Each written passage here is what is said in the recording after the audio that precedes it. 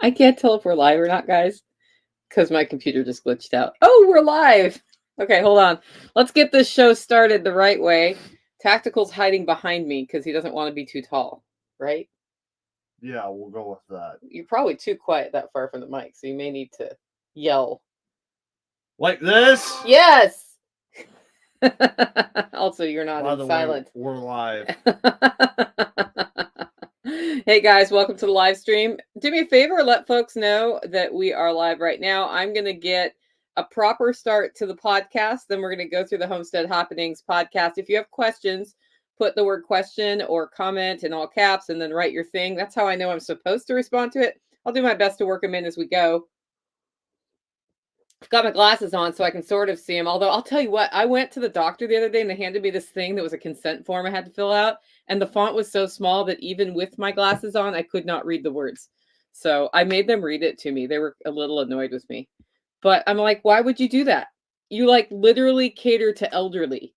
That's what you do. It was like a MRI screening place. Like people who get those kind of things tend to be older, and older people tend to have less good eyes. And I'm like, I guess people just sign stuff without reading it. Is that what happens? Yeah, why would you need to read it? Because I want to know if I can sue them if they screw up. Jeez, man. And if I'm signing my rights away, I'd like to know what rights I'm signing away. I don't know. You know what? When I got my first mortgage ever, I read every word in their office at closing, and they were really pissed off about it. I was like, you could have sent it to me in advance. I would have read it at home. I had questions too.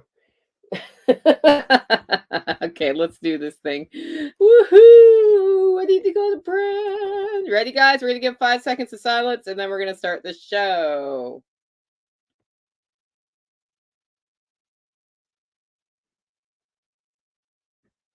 The place to be is living free in Tennessee. Welcome to Living Free in Tennessee, where we talk about building the life you choose on your terms. Today is Friday, November 24th, 2022. 23. And this is episode 819 of Living Free in Tennessee. And today is a Homestead Happenings Day. So I have the tactical Redneck here, who's going to give his input on what's going on the homestead, which sometimes can be kind of entertaining because he'll come out with things I had no idea he was thinking about.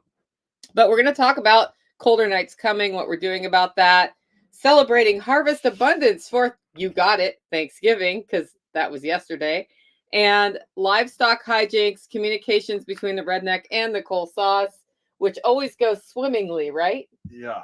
Yeah, especially when he doesn't get close enough to the mic and I have to compress the crap out of myself to be heard on the audio podcast, right? Well, you talk loud, so. You should talk loud too if you're going to hang out with me. How do you get a word edgewise in if I'm talking loud and you're talking quiet? He has nothing to say to that. Before we jump into that, I want to thank our first sponsor of today's show, and that's agoristtaxadvice.com. Matthew Sursley from Agorist Tax Advice has spent years now helping folks like you and me analyze where our money comes from, what we're spending our money on related to that, and then to come up with different structures to choose from that make sense as far as optimizing our tax write-offs. And here's the thing. He has actually come out with something new in the last week, and he has a free download for y'all. The link is in the show notes, and it's in the comments of the YouTube or in the description of the YouTube if you want to see it. It is just a big old download of tax write-offs that if you are a business, you should look at and consider taking advantage of. The best reason to work with an attorney or a tax attorney on structuring your business is that they can tell you what write-offs are possible, what the standards are for tracking those write-offs, and help you decide what you want and do not want to build into your business, how you want to structure. He also has experience in rentals, in end of life planning, and a lot of different things. So he has a very wide view, which can help you make big picture decisions for your overall financial structure. Check him out at agoristtaxadvice.com. And again, if you want to get that free download, I actually set up a bit.ly link so it'd be easy to get to. It's bit.ly/agorist tax. That's 2 T's in a row. Our second sponsor of today's show is Discount Mylar Bags. Toby from Discount Mylar Bags has been very supportive of Holler Roast Coffee for a long time. And early on, when I first decided I was going to go beyond the farmer's market, beyond friends, he decided to reach out to me and say, you know what, I'm really, my secret superpower is sourcing things in bulk for less money. So I am willing to get this whole container of bags from my sources who are making Mylar bags anyway. Can you send me a sample bag and I'll get you sort of an estimate of what that would cost per bag? I think I can save you money over where you're getting your bags. And he did. And here we are, like 5 or 6 years later. I don't even know how many years it's been. I think it's more like 6. I'm on my last boxes of those bags. So it worked out well for him over time. But had he not taken that investment in me, I would have been paying a lot more per bag just to package coffee. And I think that that is awesome that he supported the network like that. And I like to support him. Plus, he has great resources for how you store food. All of that's over at discountmylarbags.com. And Kiriaki, happy Thanksgiving to you as well. We're having a second Thanksgiving with the Homesteaders Alliance of Dixon County later this weekend. So I think I'm going to pop out there, even though I should be here working on my project in my house so I can move back out of this camper and back into the house. But I haven't ever been to one of their meetups, and I thought it was time I invest some time in them because they've invested a lot in me. Okay, final thing. If you want to send me questions, if you want to send me comments, if you want to send me frugality tips, you can do that via email, Nicole@livingfreeintennessee.com, or go over to livingfreeintennessee.com, click on contact, and those emails go straight to me. It is time for our first segment of today's show. And that is forage. This is where we talk about what we're finding on the land. And you would think like we are going into winter, so you can't find stuff, right, Tactical? I found lots of dead stuff. What kind of dead stuff? Like all of it. All of it, like dead plants or dead animals? Both actually. Can you tell me about that one dead animal you found while you were driving? Yeah, that one was interesting because it started with the, an introduction to like, am I driving into the middle of a Stephen King movie? Because you go up to the top of the dam and there's literally about 60 or 70 buzzards up there. And there's this long, steep hill going down. And that's where most of them were concentrated. So I'll look over there and you can see the carcass of a dead deer. And it looked fairly sizable. And as I'm trying to look, it's laying on its side, and where the head was, you could see a big buzzard standing up and one of the antlers extending up over the top of the buzzard. So, I mean, that thing had a nice rack on it. So we were pretty sure that was Steve's deer, right? Yeah. Was it? I don't know. No, because he's seen it since then. Tactical had great plans to convince Steve that the deer was dead, hit by a car. But unfortunately, right after he drove by that deer, Steve put a picture of the deer up that he saw at his house. So we didn't get to torture. We've been kind of trying to torture Steve a little bit we're making fun of him on the deer at this point. But, giving him deer sightings. We're not lying about the sightings, though. No. We haven't actually started lying about the sightings. That could happen. Yeah, I doubt it, though. I see that guy enough that I don't need to lie about deer sightings for the big buck. But there are 2 other hunters in the holler today. So hopefully Steve's deer doesn't go over to their property. Yeah. Because he's been after that thing since like the first week of September. And he has put a lot of time, effort, passion, time, some more time, and then some time into getting that deer. I will say that.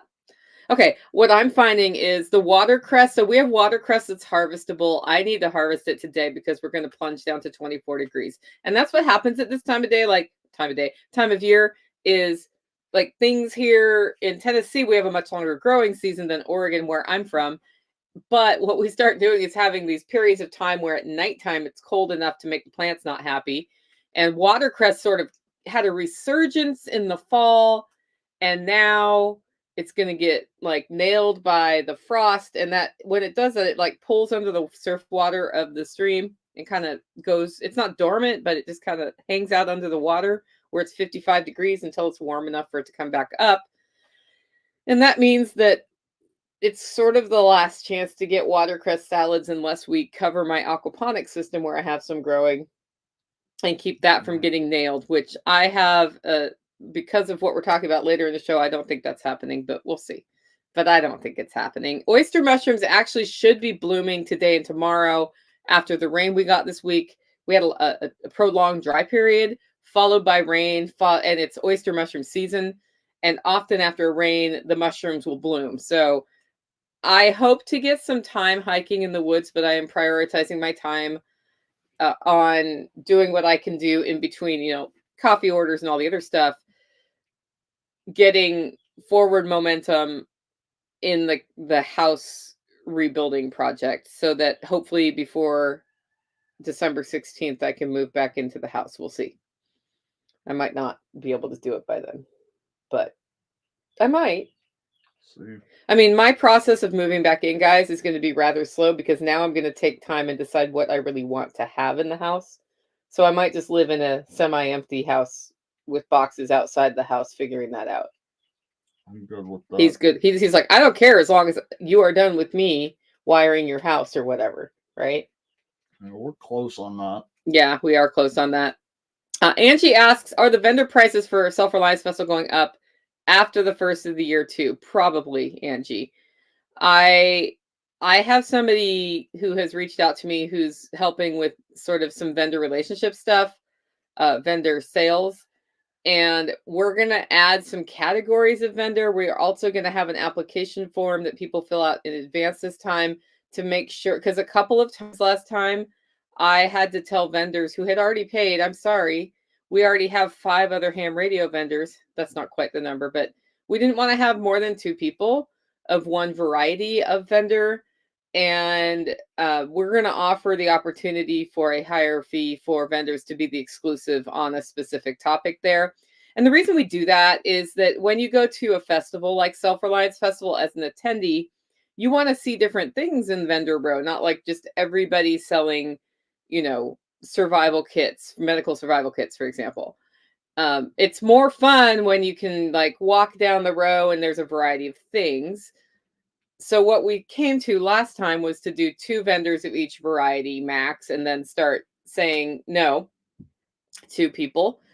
And enough people went in on repeat topics that we realized we do need to do an application form again, which we used to do because there are just so many vendors interested. So when we get that application form up, if you've been a vendor of Self-Reliance Festival, you'll be getting an email from us about that. Just going out to everybody who has been a vendor, because I believe in customer loyalty. They've already invested in the festival, so they should have first pop at being one of the 2 vendors in their topic. And as I said, the first pop at being the exclusive one in any given topic, which costs more. So that's sort of what's up with the vendor thing. And Letty says, don't forget to like, subscribe, and buy your SRF 2024 tickets. That's right. You can get Self-Reliance Festival tickets right now at 2023 prices. $75 was the early bird price in 2023. Those are up through Christmas. And then they go up for the early bird pricing of 2024, which is a little bit higher because expenses have been going up. Just like your grocery expenses have been going up, our expenses have been going up. And I've been really lucky that the staff hasn't been just like charging me a lot. Like they're charging me the same amount, I think, in 2024 that they did in 2023. I don't know all of that for sure, but they haven't been like, hey, we need double or whatever. So that's good. Strong Roots Resources does mention that sumac berries are still good in a lot of places. Yeah, and they're really easy to find because the leaves have fallen off the trees. So it's like these Christmas tree-shaped red spikes coming off a sumac, what used to be a sumac tree. Those are great tea additives. They have some nutritional vitamin C sorts of benefits to you. They are often what adds sort of the red berry flavor to red berry teas. Like if you have a raspberry flavored tea, it's not usually raspberry, it's usually sumac that's in there. So that's something I do like to collect about once a year, although we are not doing as deep of an herbal tea, winter tea collection this year due to the state of my kitchen. We also did not host Thanksgiving in my house due to the state of my kitchen. Okay, next segment is livestock. What's the most important thing to talk about for livestock from your perspective, Tactical? This was the week of like rebellion. Everybody was feeling everybody. jiggy this week. Yeah. Yeah. Like wild things happened. For example, we were driving to Thanksgiving yesterday and we got almost all the way to base camp. And what did we see in the middle of the road? Ducks. A duck meeting. Like all the ducks were just hanging out in the middle of the road, unconcerned about a car driving by, like that was going to hit them. Just sitting there, sleeping. Yeah. Yeah, waiting for a hawk to pick them off. No care whatsoever. They were like, this is a great place to hang out. This place in the middle of the road, way far away from where the dogs protect us. Yeah, so ducks need to go back to jail. Yeah. So today I asked Tactical if they could go to jail today, and he said no and looked stressed out. I said, what can I do to help you get them in jail, and what do I need to do? We've got to adjust fencing, rig a gate, water, and food. Okay. So today, in between all the other things that are on my to-do list, I'm going to see if I can help with that so that we can have them in jail by tomorrow, which just means we're locking them in the duck yard for a week or two to reorient them to the property. Because what happens at this time of year is forage gets scarcer for ducks, and so they go further. The other way to keep them on your property, besides having an actual perimeter fence that keeps ducks all the way in, which we do not have, is to feed them more on your property. So they get used to finding the food here and not looking for the food there, because that's probably the reason they're going that far away, is they're foraging. And that is like the spot where they're going. There's actually 2 creeks that merge, and watercress. There's watercress, and there's more life there right now. Yeah, so it's time for us to start sprouting black oil sunflower seeds, basically. And we need to go to the food. Are you going to the feed store this weekend? I don't know. Okay. But I do have some black oil sunflower. How old is it? Older, but yeah, we can look at it. Yeah. Okay. Well, if I go to the store tonight for this project, I can always go to TSC and get some black oil sunflower seeds, and we can start the process. I don't know where the holy buckets are, though. Do you? All over the place. Tactical's job is to find the holy buckets, because what you do is you soak the black oil sunflower seeds overnight. And this is why we haven't started it, is we have to agree who's doing what on what schedule, or it won't get done. It will get forgotten. And then for the first 2 weeks, we'll still forget to do the thing because it's a new thing. Yeah. But you soak the black oil sunflower seeds overnight, and I put a bucket with no holes in the bottom, and then I take a bucket with holes in the bottom, and then I put black oil sunflower seeds in that, and then I fill water in, soak it overnight, and then I pull the bucket out. Easier said than done sometimes. And let it drain. Yes, they are holy buckets, Letty. They are blessed. And then let them just sit. And what we will need to do is do this somewhere where they're not just getting nailed by below freezing, right? And then every day you rinse them to keep them moist, my favorite word. And then eventually they sprout, and then you feed those sprouts to the ducks, and you get more volume out of a smaller amount of sunflower seeds. It makes it more bioavailable for the ducks, and they love them. And so once we build this in, it's just another way to augment the duck food without just doing the thing where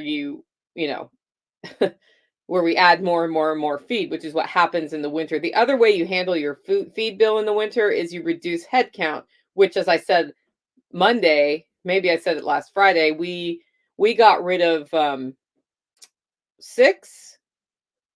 Yeah, it was Monday I said this. We got rid of 6 roosters from our chickens. We still have 8 roosters to cull. But as a result of getting rid of the 6 roosters, what has happened? There's been a lot less drama coming out of that chicken yard. Like, no big fights, no chasing chickens around the fence. Like, there was a couple of them, I think, that actually got processed. I was about to just be like, you know what? I'm done chasing you. I'm just going to get to 22 and you can be dog food. Yeah, so that's actually made things calmer in the chicken yard. We still only have 6 girls and 9 boys, so that's not good math. That's not good chicken math. So we want to get rid of 8, and then I'm hoping to get a rooster if Mike Fairtree still has one for us, one of his roosters, to just have more variety in the genetics, because I'm planning to incubate their eggs or let them set their eggs, whichever happens, and reproduce birds. I'm not doing that this winter though, because if you have chicks at this time of year, you got to keep them warm. And that takes a lot of energy. So Angie says we mix Boss and wheat together and sprout them together. I don't know what Boss is. So that's probably short for something that the minute she tells me what it means, I'm going to be like, oh yeah, that. BOSS. Barley. October. September. I don't know. Anyway, she's probably laughing right now because it's going to be so darn obvious. Sheep. Sheep had a rebellion this week. Let's talk about the sheep rebellion. What did our flock do? So there's a spot where I put in, I don't know, a 20-yard stretch of hard fence. And apparently there was one spot where, because it goes like this and So like describe that in that, words for the audio. We're not on video here. I mean, we it, are on video. It goes up and down a lot. And so I ran it a little bit high, and there was one particular spot where they figured out that they could go under. They're probably getting zapped when they do, but went over there one day and there was a sheep out. No big deal. Put them back in. Go to put the sheep to bed one day in the last week, and as I'm pulling up, it's like, okay, 2 dogs and 3 sheep. Where are the rest? And of course, they were all like most of the way, all the way to the top of the hill. And of course, it was bedtime, so they know I have food. So they all came running back down the hill. So it was not difficult to get them back in. And then I wound up just taking a couple of step-in posts and another reel of wire and running a third wire across the bottom, and that has kept them in. So at some point, I'm going to have to go back out there, cut the wire, lower all the insulators down like 6 inches, and then restring that wire. Yep. So it's black oil sunflower seeds is what she meant. So it was like literally what I was just talking about. I was starting to Google it. Yeah. Also, we had to laugh when we saw that because I knew she was going to write it. And I was going to be like, oh yeah, like the thing I was just talking about. It's kind of like, what does LFTN stand for? Living Free in Tennessee. But people still ask that on the LFTN group. And then you're like, oh. But then a lot of people say LFT as the abbreviation for the podcast. Yeah, I don't know. LTN, but it's LFTN. That's what we do. I'm actually listed on a couple acronym sites at this point because we've been around so long. Yeah. Okay, so speaking of animals getting out, how many times did you walk out into the yard and see a really cute little goat just right there looking at you this week? How many times? I lost count of how many times she got out this week. I don't even know. Yeah. Why was she getting out? The fence in the goat pasture is getting moved.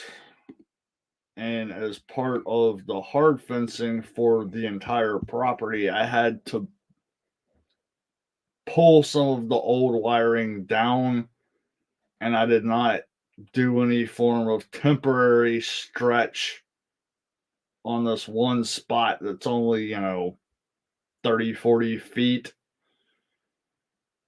And I guess she finally figured out that I had pulled that wire down, and the new wire is not on the current fence because it's getting moved. And it's one of those spots where there's High ground. high ground. There's a rock shelf, so the fence is like a foot lower than the high point right there. So it's actually only like, a 36-inch fence instead of a 48-inch Was it fence. fun to watch her jump over that fence? I didn't actually see her go over it. But what I did see was I was walking somewhere else and saw a goat with two front legs about 6 inches from the top of the fence and peering over. And I was like, yeah, I know exactly what you're about Is to that do. where I told you she was getting over earlier that same day? It was the same spot, but there's 3 spots that she might have been getting out at, and I wasn't sure which one it was. So at that point, I yelled at her, and she got off the fence, and I walked over to grab some step-in posts. And as I was walking back, she was on the other side of the fence, walking towards the shed where the feed is. And fortunately, she was entertained enough with trying to figure out how to get into the trash can full of feed that I just walked up and grabbed her collar.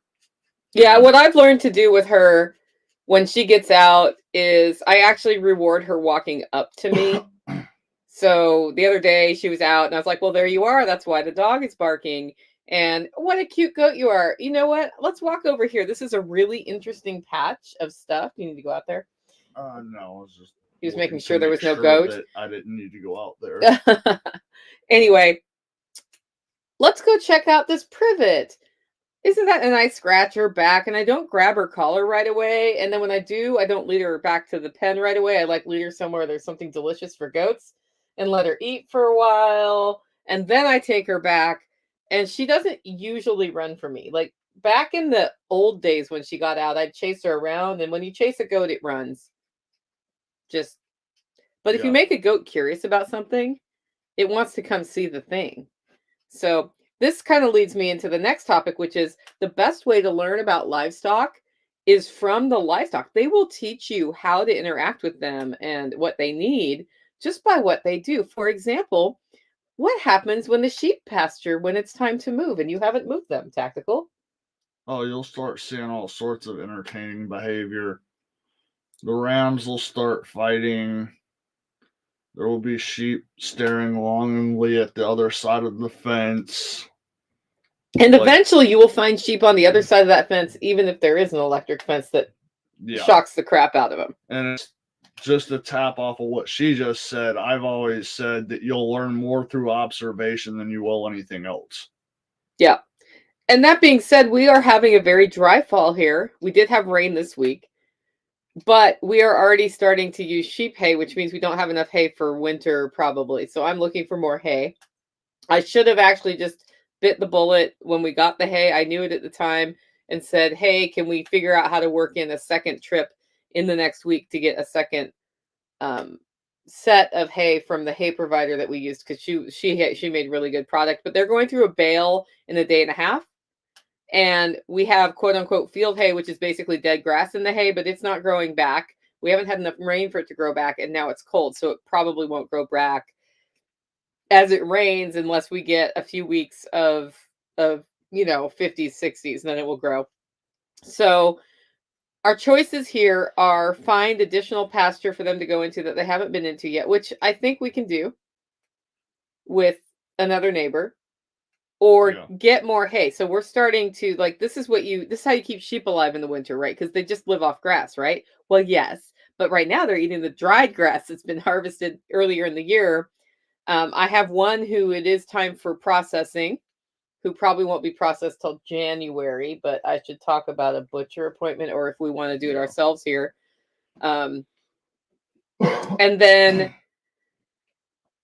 I'm already starting to source hay, knowing that we're going to run out of hay, having only tapped into the first couple bales of all the hay we bought, because I'd rather do it now than 2 months from now. It'll be really hard to find hay.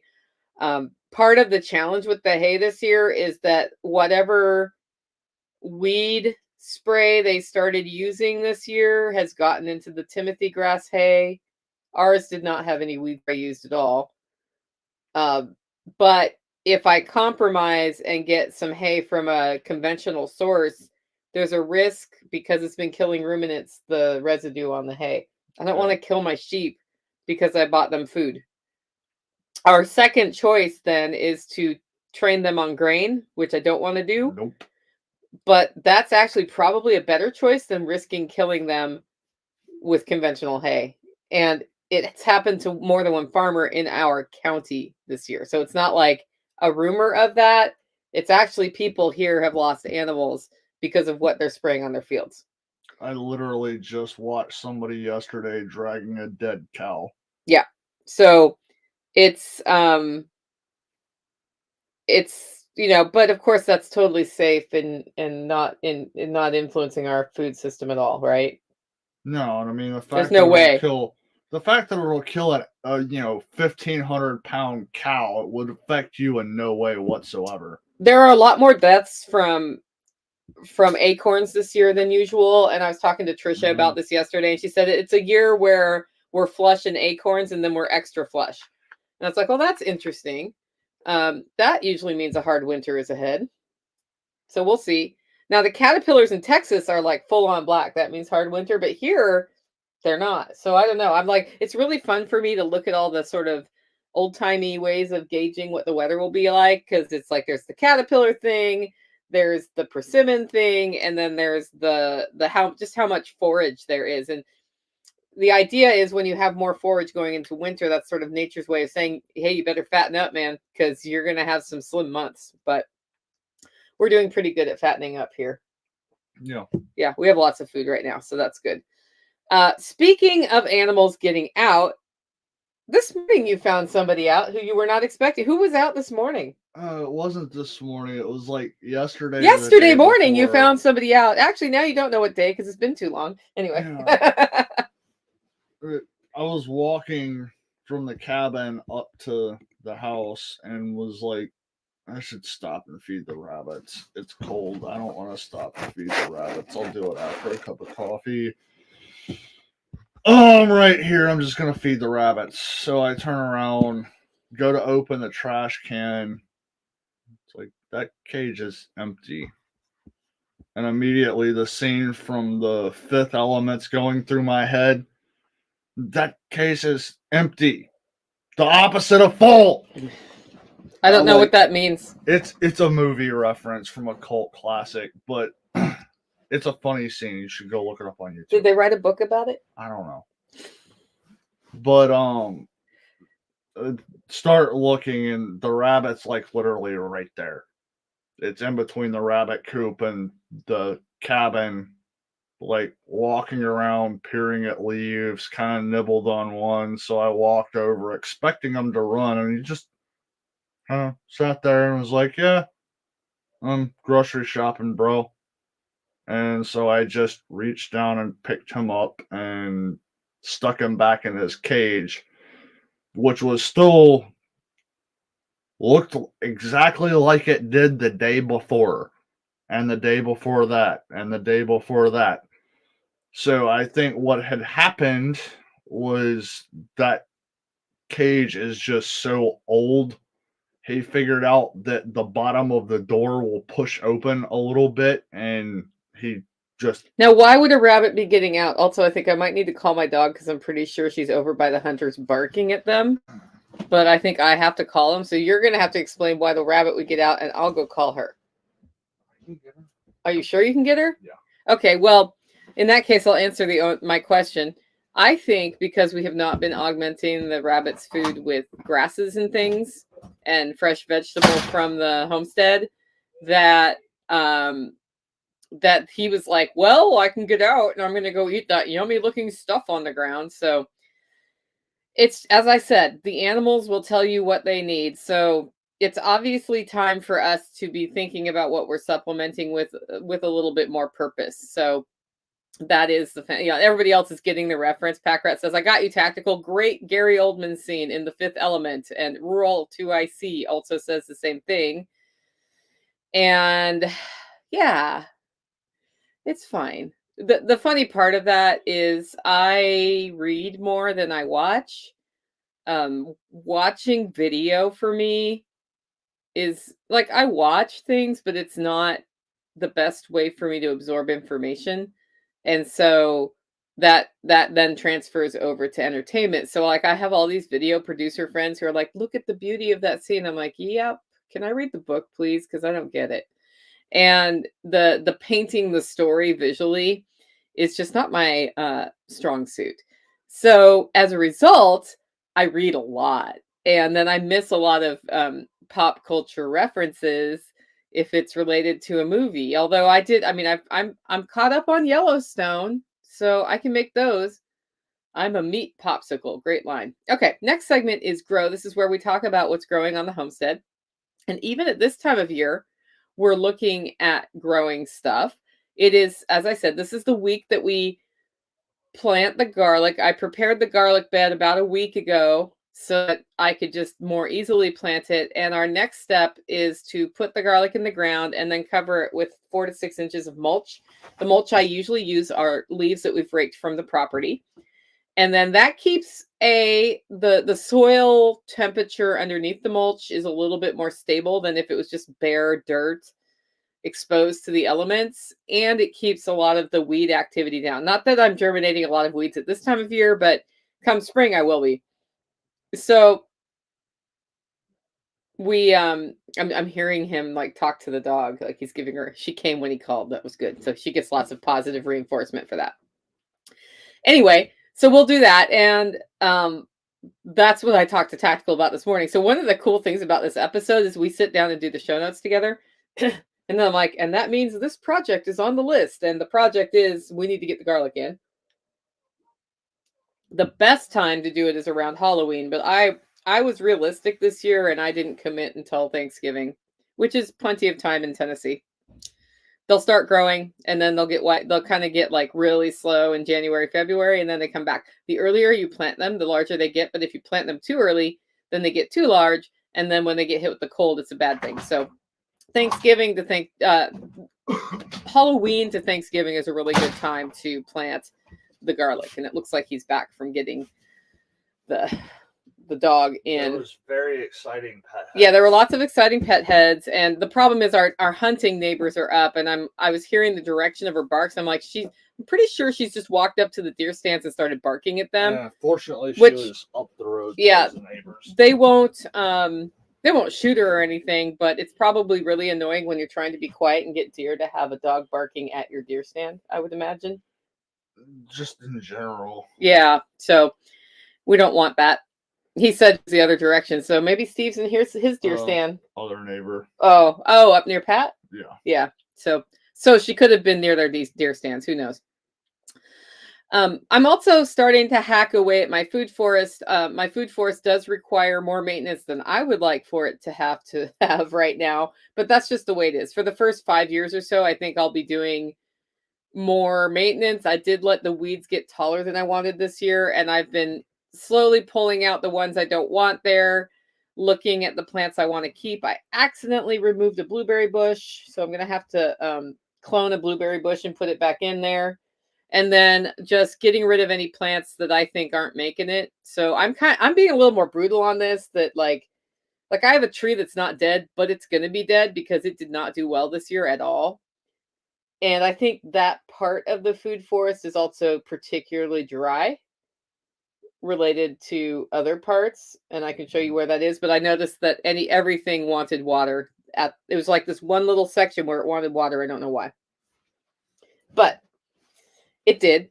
And the goal with the food forest is that it grows itself. I have lower production than if I was maintaining it myself or cultivating it like an orchard, but then we get whatever it makes. And so I'm looking to establish a balance there. So just chop and dropping / removing seed heads, like the perilla has gone to seed. So that's going to be fun next year. And then transplanting the strawberries from another place in the yard that are doing well to help with ground cover there so that they start squishing out the other weeds. I'll probably put chocolate mint on some of them because I love chocolate mint. And also because it takes over the world. Now, that being said, it takes over the world. So if I want oregano to thrive, I don't want to have the chocolate mint by the oregano or the rosemary. I also don't want the fire ants taking over my rosemary, which they did. And no, I did not order orange oil to kill them yet. So I need to do that. I have not had fire ants for the majority of my time here in the last 2 or 3 years. We've had them. And this year it's like there was a fire ant freaking eruption. Is that a good way to describe it? Yeah. Yeah, like there was one point when I was in my garden barefoot and I was like, oh, that was a bad choice. That was a bad choice. Happy day to you both from Andrea Snow, Andrea. I think it's Andrea. I always see your name, Andrea, and I think Andrea because I have a friend in Germany whose name is Andrea, spelled the same way, and it's like locked in my head. I think I've told you that in person though. Next segment is Holler Neighbors Community and Redneck and Nicole Communications. This is where we get to have a talk in front of you that we may or may not have already had, where we just show you how we communicate about things in the homestead. And I'm going to start with the communal Thanksgiving. I have hosted Thanksgiving at my house for the majority of the last 17 years here. So I felt a little bit like an alien going to somebody else's house for Thanksgiving. I'm actually very glad I had a great time. It was a wonderful Thanksgiving, and I'm glad that friends were here to work with me because there was no way I mean, I could have done Thanksgiving in my house, but is the situation in my house ideal for Thanksgiving right now? Situation in your house isn't ideal for anything. Yeah. So, as Thanksgiving got closer, I just reached out to people who I knew probably didn't have a Thanksgiving planned, and usually the Holler neighbors do one. Figured out who wanted to do one, and one of them said, we could do it at my house and I could smoke the turkey. And I was like, that's a great idea. Because I can smoke the turkey here too, or I can roast the turkey, even though my entire kitchen is ripped up. But wouldn't it be better for this year for me to go do the communal Thanksgiving somewhere else? Like, that'd be a great idea. So we decided to do that. And we assumed a couple of our friends who live in Sparta were doing their family Thanksgiving. And then we found out like a few days before Thanksgiving, maybe a week before Thanksgiving, that their family that's local was not coming over either. And so then we ended up moving it a second time to their home, which was great. I was kind of telling people yesterday morning, I felt kind of like an alien because I wasn't doing what I always do on Thanksgiving, which is like get up really early, put the turkey in the oven, like do all the side dishes, do the last cleaning, get the table set, like all of those things. And all I did was get up early in the morning, make the chestnut dressing. I had cooked cornbread the night before so that it could be cornbread based, so that it was gluten-free for the one person who was allergic to wheat. And then I'd already made the mashed potatoes, so I got those heating back up in the crock pot. And then I made the gravy, and then it turned out I didn't have cornstarch because I couldn't find it because it's put away in storage somewhere. So I used mushrooms to thicken the gravy, and then it turned black and tasted like mushroom gravy, which is delicious, but probably not what we're going for. So then I got more turkey broth out of my canned stored goods, and I was like, guys, I will make turkey gravy at your house if you have cornstarch or flour, because I don't have it here because I can't find anything. And what was it like helping me through yesterday morning, Tactical, as the friend who lives on the homestead? Straight ADD chaos. Yeah, I didn't know where anything was, and every time I needed something, he got sent to base camp to go find it. Is that about right? Unless I had it at my place. Yeah. There was only one thing you had at your place. That saved me a trip to God knows where to dig through 5,000 bins. Yeah. So I also really learned that I have like a much better idea of what I really use in my kitchen right now. Yeah. The Vitamix is just very important to my life. Yeah. I was actually super happy that my potato masher was in the utensils that I had, so I could mash them, because I mean, I usually just use a hand mixer or something. I don't even know if I own a hand mixer right now. Pretty sure I just saw one. Yeah, I mean, I have the stick blender that doesn't do mashed potatoes, and I have the KitchenAid that does mashed potatoes, but I don't know that I have the hand blender with the two little twirly things. You saw one of those? I'm fairly certain I just saw Oh, one. cool. I might. David says, I'd love to have a food forest here in Wisconsin. I would have to put an 8-foot fence around it. Yeah. or just protect the trees. Like you protect Or them, dogs. huh? Or dogs, but you can protect the trees by putting stuff around the tree. That's what I'm going to end up needing to do here if we're going to keep running sheep through there. And when they get tall enough, it's not a problem unless they eat all the bark all the way around it. Like I have a black walnut tree that's going to die because of my goats, because I did not protect that. And it's at this point, it's collared from the goats, and that's not great. So anyway, I suggested making that space a chicken run, but my mother, I don't know what that's about. Anyway, so that's cool. I'm trying to read the comments as we go, but I think you guys are a little behind me right now. So that was the communal Thanksgiving. We had a great time. We scheduled it for rather early in the day, so we got home by about 6 last night, which was still after dark. And then I enthusiastically said we were going to paint yesterday, and he already knew that wasn't going to happen. Yeah. But we had a symbolic how did that conversation go? I came home and I'm like, I don't feel like painting. What did he say? I don't even remember. Yeah, he basically knew that was going to happen. I was like, if we would have gotten home at 4:30, we could have painted the living room. But now it's 6:30 and I just want to go to bed. So I know that's really early to go to bed, isn't it? This is really fun. Like I've been recovering from the fall travel schedule by going to bed by about 8:30 every night and sleeping till about 6, which is a lot of sleep. Yeah. And I don't care. It feels great. Okay. Yeah. You don't know what that's like, do you? No. No, he doesn't sleep like I do. I mean, like, I've been like total winter hibernate mode at this point. So the other thing I wanted to talk about, I have been watching this dude over here work all day, every day on my house rebuilding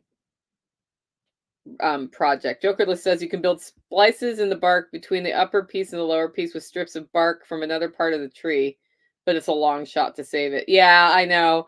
I think the ship has sailed. Not worth my time. And we do have a number of large black walnuts on the property, including one that was big enough to stop a dump truck from running into his house when it lost its brakes on our hill. And my truck. Yeah, and so that was good, but that one like had 2 years of recovery from being hit by a dump truck. Like it was not happy. Sure if that one's completely recovered yet. Well, it's 3 trees in one tree that grew together, and the one tree that got hit the hardest by the dump truck it's always a little behind everybody else in the trio. Yeah. But I was really thankful I let that tree live. Because you were about to take that one. I was going to take it out 17 years ago. And it was like, I thought it was a weed tree. And then I realized it was a black walnut. I'm like, okay, you can stay. So that worked out. Anyway, so he's been working really hard. And what's been happening is we have conversations about homestead projects. And he's like, I can't think about that right now.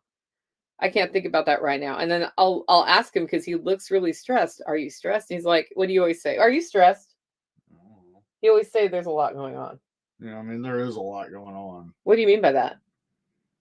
I mean, in my head right now,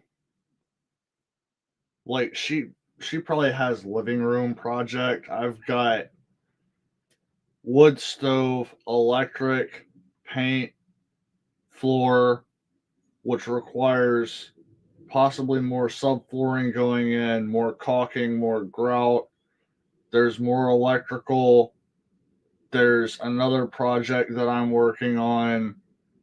There's the next 6 paddocks for the sheep.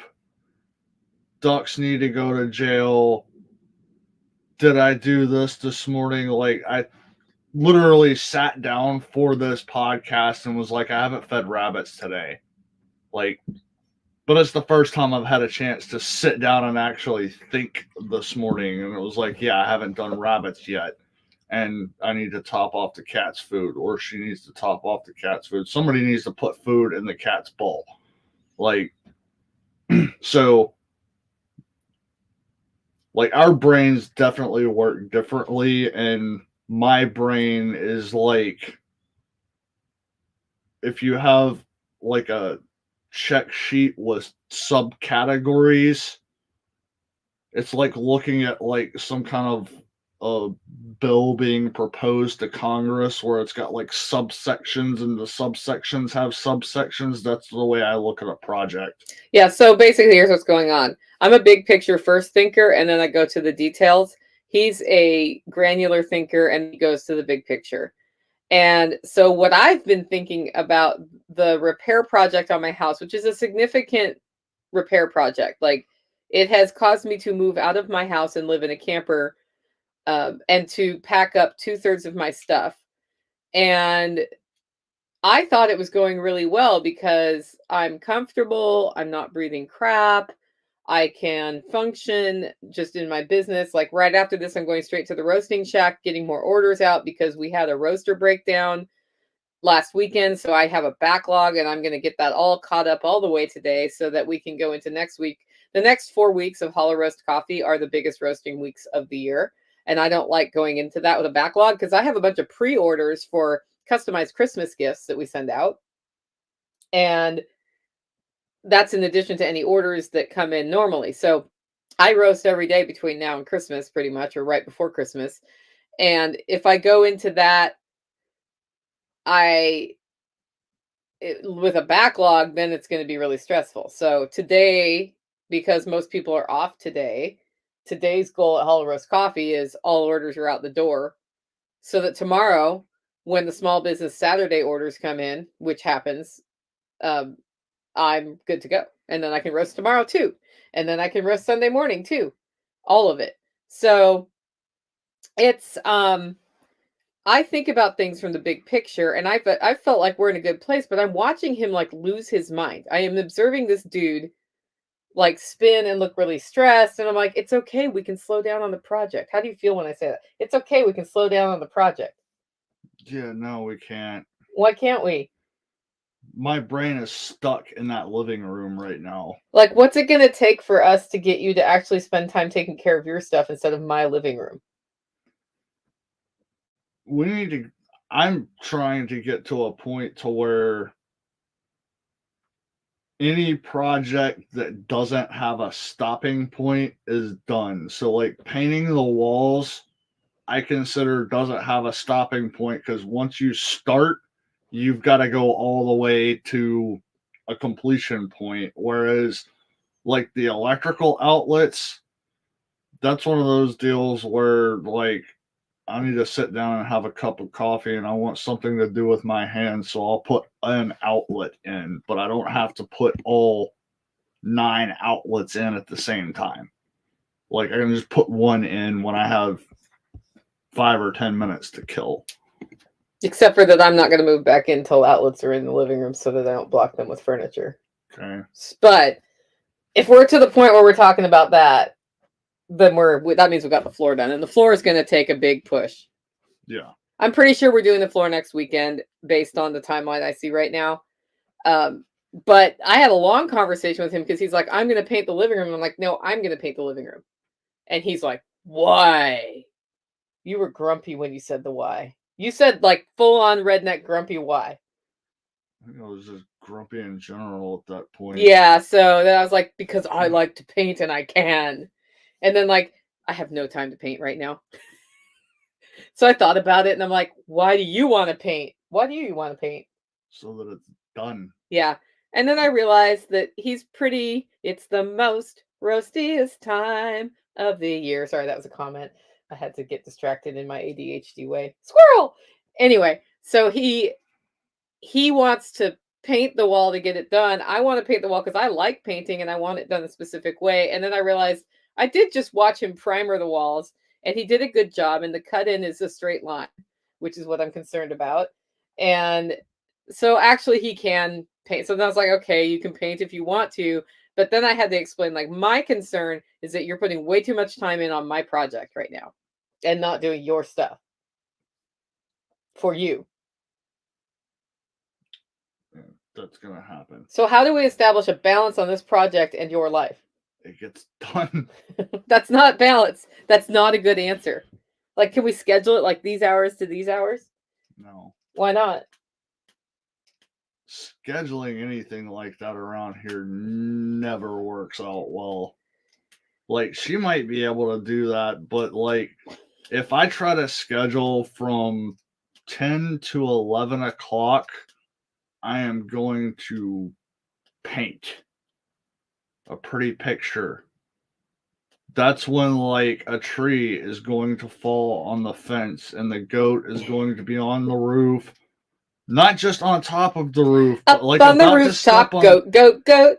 about to step on the plastic roof and fall through, and then the water system is gonna go down. And like, no, I don't make major scheduling stuff like that. Yep. They can hear that through the Okay. mic. It's like sitting there with a pen doing that. Okay. Somebody on the audio podcast can be like, what's that clicking noise, Nicole? That's Tactical playing with his phone. It's Tactical's metronome. Yeah, so don't do that. He needs to fidget with something, so we need to get him like a fidget spinner for these, because he's like, I have to move my hands to talk. Okay. So that was the conversation we've been having. I still am trying to push for more balance, because in order to get duck jail done, in order to get the coil sunflower seed system in place and some of those things, he needs to have time when he's not looking at my walls, and they're my walls and it's my responsibility. And so we're like kind of struggling with this, because he sees that I'm off balance with my house torn up, and that makes it harder on him to be here. Why is that? I don't know. Okay. I don't know either.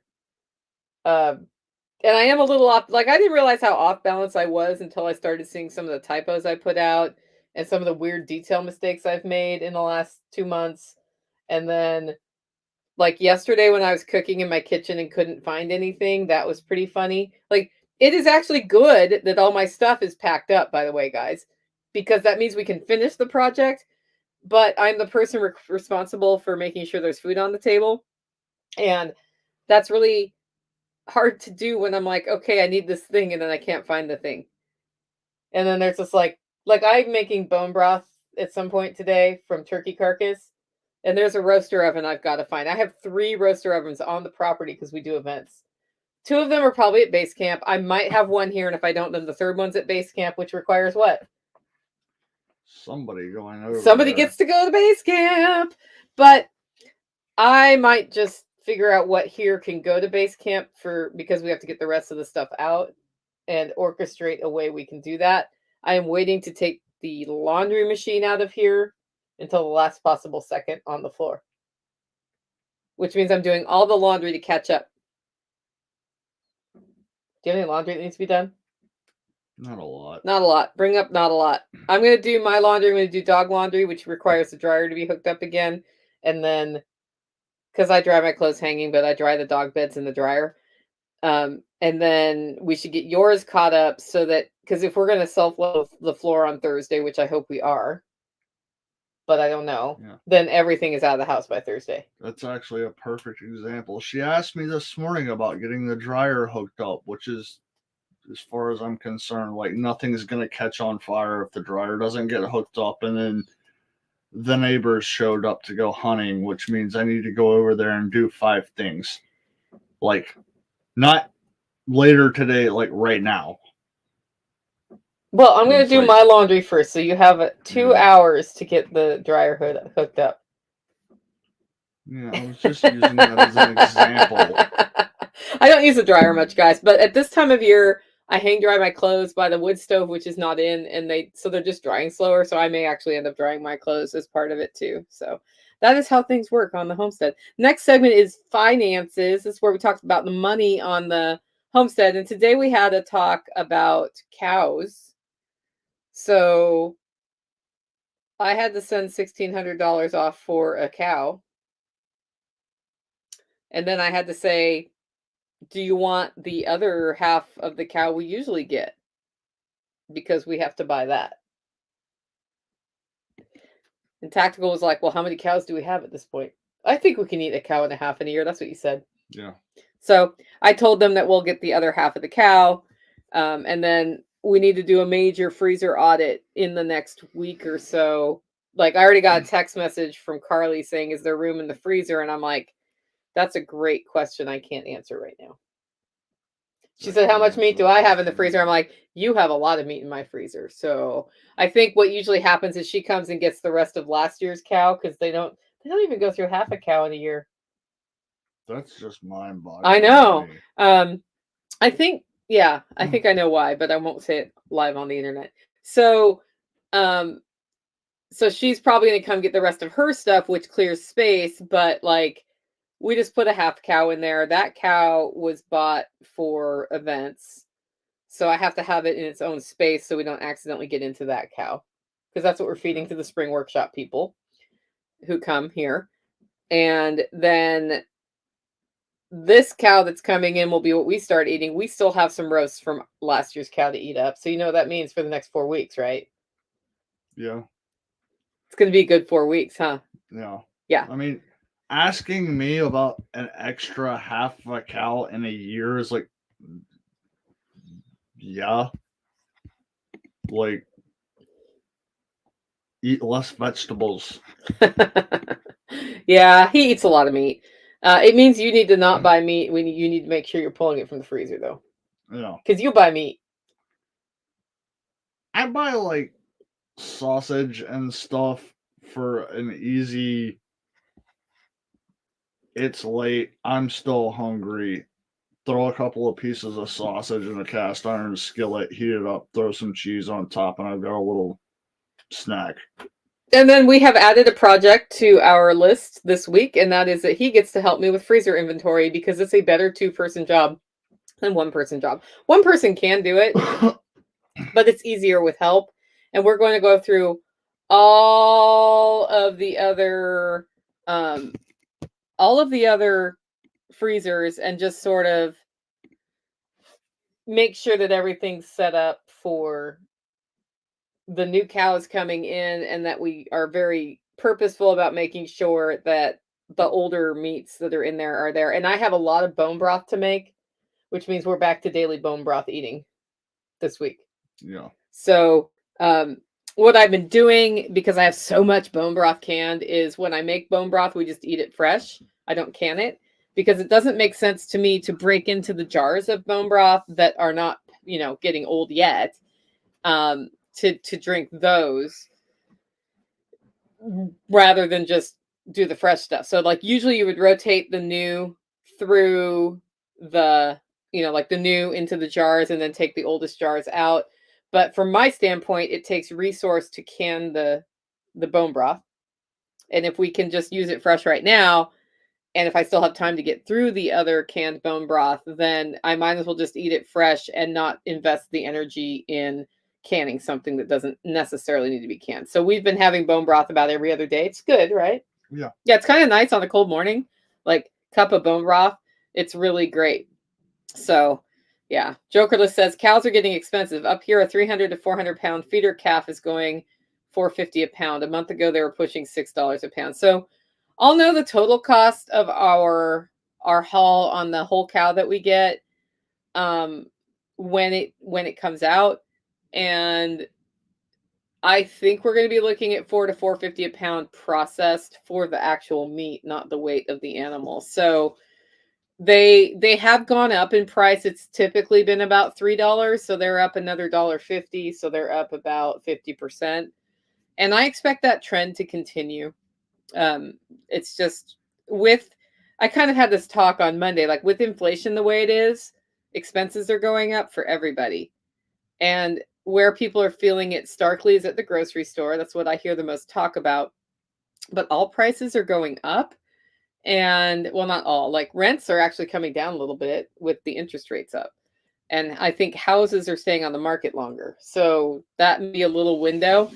But at the end of the day, when expenses go up, eventually prices have to go up. And I brought this up to a friend whose husband is getting a promotion at work. They're offering him a certain percentage more. And I'm like, is that really enough? Because groceries are 100% more, like literally 100% more. So does that smaller percentage pay increase cover that? Because next year groceries are going to be even more, probably. Like unless we go into a deflationary period, which I don't think we are doing, your groceries are going to go up more if you're buying groceries. And that permeates down to the homestead. Like our feed costs are going to go up. When we pay somebody to help us with something, those costs are going to go up. So that means that you need to charge more for things, and you need to charge more for yourself at your job if you can. And in a job environment like we have right now, I feel like people could make more money. I could be wrong. But it's hard to find somebody to employ who is good at what they do. So, I mean, there's a fine line there, but when getting a promotion is a great time to ask for more money than you're comfortable asking for. Because the people coming in new may be getting more money than you right now if it's within a company, for example. So, K-Bonk asks what my packaged price is on the cow. I don't know until I pick up the cow right now. So, based on last year's butchering price, I think we will be at about $4 to $4.50 a pound packaged weight. So, and that's because when they do hanging weight, when they charge you for the butchering, and then I have to weigh or calculate how many pounds of actual packaged meat I got, because usually you get about 60% of the hanging weight, or I can just use the 60% average. So you lose 40%. I do get all the bones I can get. Like I had a great conversation on the cut sheet. They were like, how do you want this? How do you want that? And I was like, like I want the eye of round in one piece. And she's like, really? I was like, yes. That makes their life easier. Spoiler alert. And then she's like, okay, well, how do you want the steaks from this place and that place? And I was like, okay, now that we're done, I want as much of this cow as I can get, bones wise. Like anything you can give me, package it up and send it to me, because I'll make bone broth out of it, all of these other things. And I know that usually when people want like the soup bones, they get a small package of soup bones. Like, no, I want all the bones. And she was like, okay, I got it. So we'll see what I end up getting. But what I've learned about working with new butchers is I have to kind of have that conversation rather than just fill out the cut sheet and write it in the comments, because when I write that in the comments, that means something different to most of the real world. I also am not going to get 2-pound roasts from this one. I said we like 4 to 5 pound roasts, and 2-pound roasts I know are what most people want. I don't want something that small. And she was like, oh, okay. And I was like, yeah, it's just like, she's like, I'll just put 4 to 5 pound roast. I'm like, perfect. Like I could take a 10-pound roast and we'd be fine. So it's just what it is. Jokerless says bred cows with calves are pushing 4,000, or were pushing 4,000 at one point.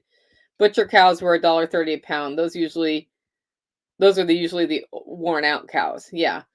And this is very regional. I've talked to some people in other states where they're paying like $6 to $10 a pound by the time they get the beef back from the butcher from buying the whole cow, which is usually a cheaper way to get cow. Like you can get organic, grass-fed, like awesome meat if you buy the whole animal for much less than you're paying for it at the grocery store. And then when I said how much we were paying, they were like, what? I'm like, well, you should come here and buy it might be worth a trip here if you're coming here anyway to buy half a cow and go home with it at that point, and just bring big coolers. And, if it defrosts a little bit in a cooler with ice and then you refreeze it, you are not ruining the meat.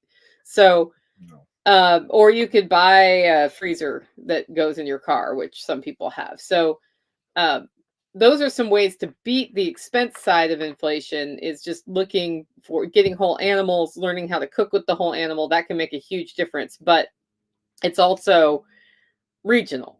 And so, buying a whole cow in Wisconsin may be a totally different price than buying a cow in Middle Tennessee. And it's cyclical here too. Like we'll have times where things are more and times where things are less. I mean, I spent $120 to buy one turkey this year. That's my annual turkey I buy from Peaceful Pastures. It was $120. It is far superior to store-bought turkeys, flavor-wise. Yeah. And I did not raise turkeys. How do you feel about that, Tactical? Tactical approves of not raising turkeys. Yeah, we would have spent less had we raised our own turkeys and then sold some turkeys. But turkeys poop a lot. Turkeys poop a lot. Yeah. We have a spring-fed pond.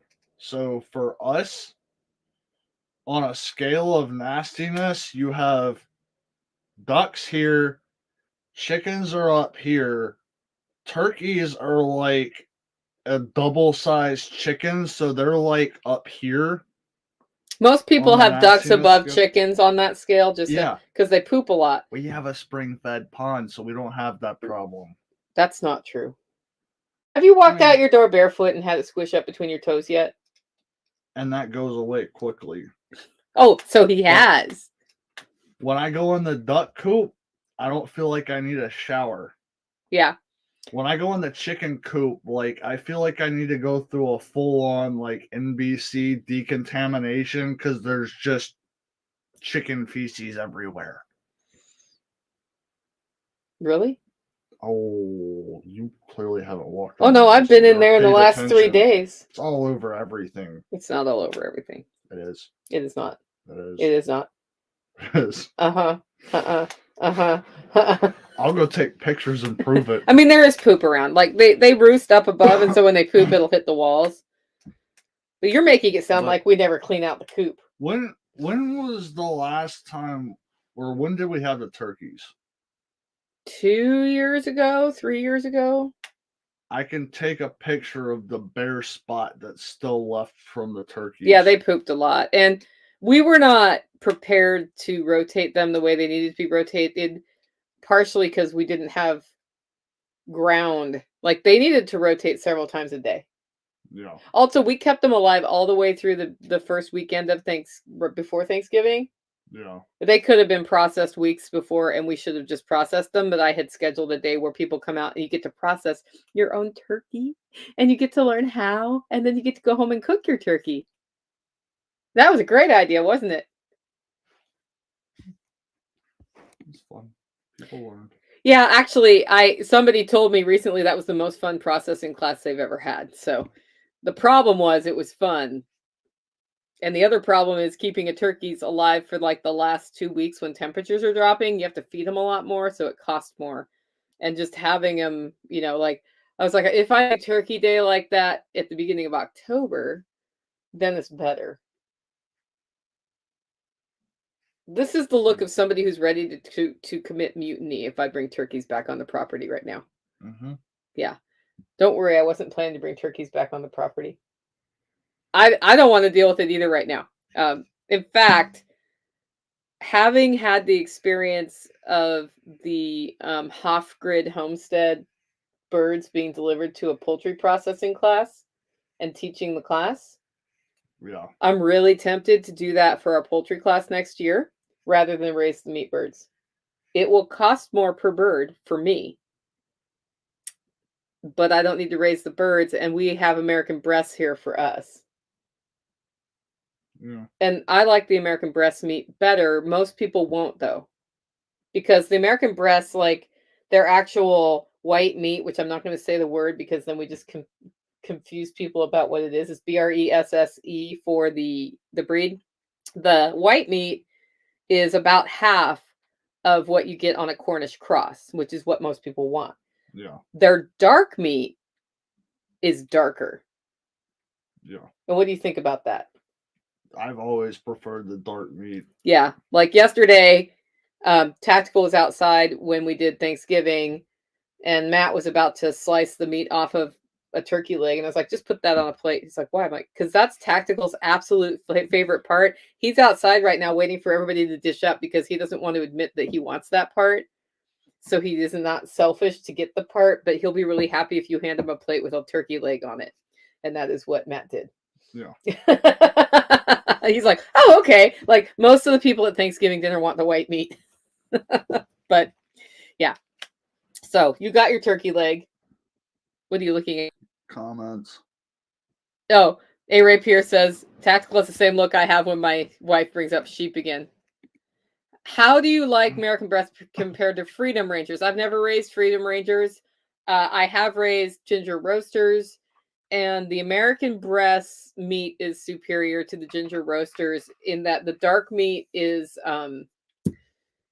it's a totally different chicken experience. It tastes like chicken, but it doesn't taste like fish to me like most chicken does. I haven't eaten the white meat because there isn't very much. And I think I gave it to somebody who eats white meat when we cooked the last one. Oh no, I made it into a stew and made it into bone broth and made that into mushroom gravy. But the dark meat is almost like bordering on red meat, like from a ruminant. So that's what that is. K-Box says, "Give me birds all legs, please." And the American breast is all legs, and it's not tough. Like the one I just cooked for dinner this week was one of the 6 we processed.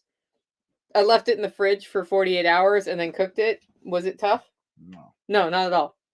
Wherein a lot of birds that you let go for 12 weeks or more, these are more. These are 6 months old. Yeah. They're 6 months old and they were tender. I mean, they were not as tender as the Cornish cross would be after 9 weeks, but they were not like tough as nails like you would usually get and have to go low and slow. So that's my feedback on the American breast. Like I wasn't sure about the breed from a homestead standpoint, but the fact that they will produce eggs and they do self-propagate is really attractive to me because it's less work if birds do the work for you. So I was willing to give it a try. Plus, I needed something to go through our compost when we didn't have pigs anymore. Yes, I can compost it in like just a compost pile, but it's really nice to have an animal eat it and poop it out and, scratch it into the wood chips and all of that. So setting up a compost system with chickens for like, they're literally my garbage. That means I'm eating my garbage. Anyway, that's not necessarily an awesome picture to paint about homesteading, but here we are. But they eat like all of the scraps, and then they also get feed, and they eat all the bugs in the yard that they're in, and they prepare that for planting, and then we can move them side to side, except for they're getting out and they're cross, whatever. We have a fencing issue there. Animals will teach you a lot about fencing. But when I ate the first one earlier this year, it was great. And then this time we processed 6, and I took the scrawniest, skinniest one and cooked him, and he was delicious, and it was enough for one meal, right? Yeah. So, and he and I just each had a thigh and a leg, and that's what we had. And I can't remember. Oh, I did side dishes or something. Yeah. Because usually that wouldn't be enough for him, but like literally the breast. Oh, you had some of the breast meat. Like I was able to scrape off breast meat for you. He's like, "There's not a lot of breast meat." I'm like, "Yeah," because that was like the skinny one that everybody picked on. So he's good. A. Ray Pierce says, "I'm thinking Red Rangers for meat birds this year. Cornish crosses were too much of a pain and messy." Yeah. So what I've heard about the Red Rangers and the Freedom Rangers from other farmers who I know is that the meat is tough. And so what they have ended up doing with them is making them into sausage. So my advice is if you're going to try that breed is find somebody who already raises one and eat one and decide. Or if you want to try it, but be ready for stew birds and sausage birds if it comes to that. They had a lot of they had a really hard, if you're selling it, they had a hard time selling those breeds because they didn't have the big white meat addition that you get from the ones that are messy or the Cornish crosses. And the Cornish crosses like really do only take 8 or 9 weeks. Yeah, and around here, like Craigslist doesn't work very well. We have something called LSN, and I can go on LSN right now, and I can find probably just about any breed of chicken that you would want to find. So find somebody that's selling one, go buy a chicken, bring it home, process it, cook it, and eat it. Yeah, and I am getting to the point where, as much as I've enjoyed the cyclical meat bird process here every year, we can better focus our energies on some other stuff on the homestead over that. So, yeah. Crunchy Mama says, you got to brine the Freedom Ranger overnight, and they're great. We had students talking up American breasts, and I've got to try them. They're really good, Crunchy Mama. Let me know, because I got 9 roosters right now. 8 of them got to go. So you could try them. And these have been around a while. So you can reach out to us, and we'll let you try one. Anyway, guys, I hope you enjoy the show. If you do enjoy the show and you want to support me, you can do it in 2 weeks. 2 ways. 1, get your coffee at hollerroast.com. 2, consider becoming a member. Head over to livingfreeintennessee.com to find out more. With that, go out, make it a great week.